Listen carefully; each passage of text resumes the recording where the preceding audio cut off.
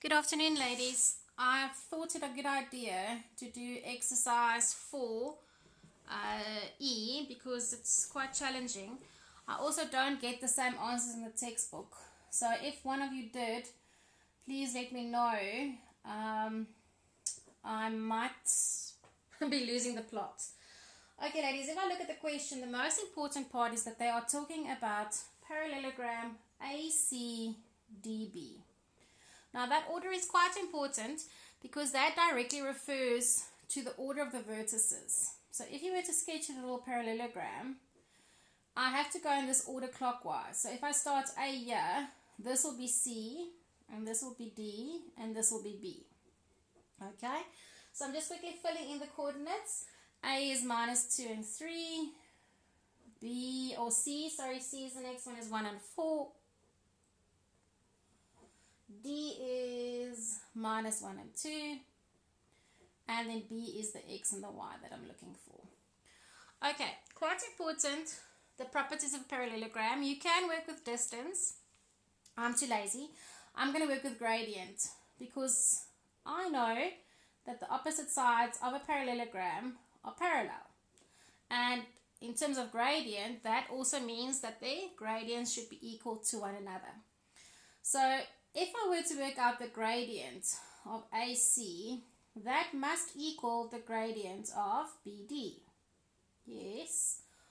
Also, the gradient of AB must equal the gradient of CD.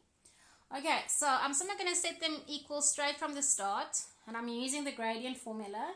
So y of C minus y of A over x of C minus x of A should equal y of D minus y of B over x of D minus x of B. Okay, let's substitute into this one first. So, y of C is 4 minus 3 over 1 minus 2 is going to change this to a plus 2. Alright, that should equal y of D, which is 2, minus y over minus 1 minus x. Okay, now because let's just first simplify. 4 minus 3 is 1, and 1 plus 2 is 3. Okay, now because I only have one fraction set equal to one fraction, I am allowed to now cross multiply. So that's what I'm going to do.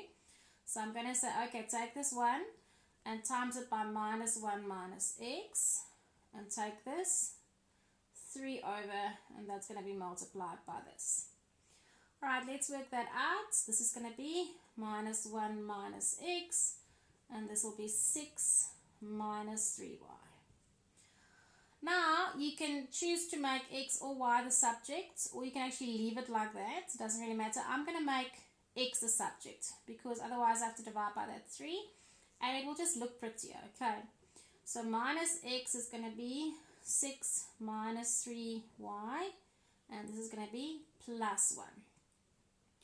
So like terms, 6 plus 1 is 7.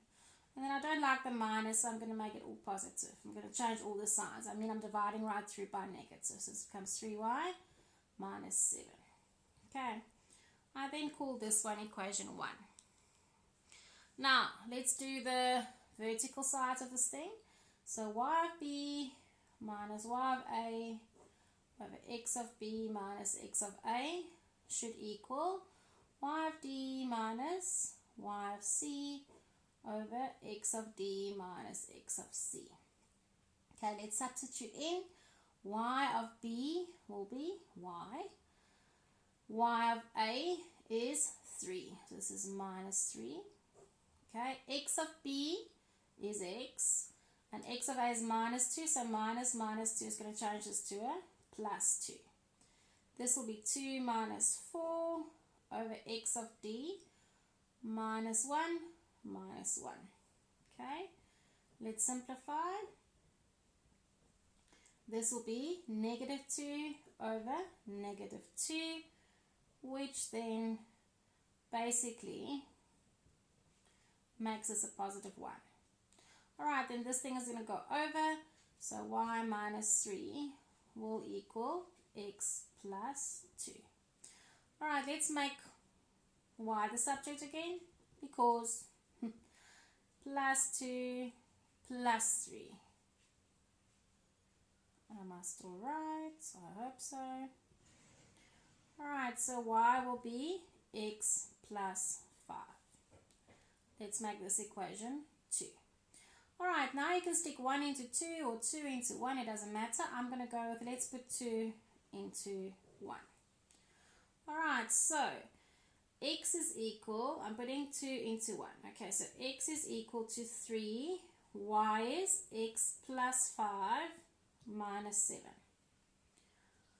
Okay, so x is equal to 3x plus 15 minus 7. Okay, so x minus 3x will be 15 minus 7 will be 8. So minus 2x will equal 8. So x will equal 8 divided by minus 2, negative 4. Alright, then this is equation number 3, and then you can put 3 into 2 because I'm trying to work out what y is. So y is going to be x plus 5, and that then gives you positive 1. And I actually think that is the answer to the textbook, am I right? Minus 4 and 1. Okay, I hope that helped, ladies. Have a good afternoon. Bye.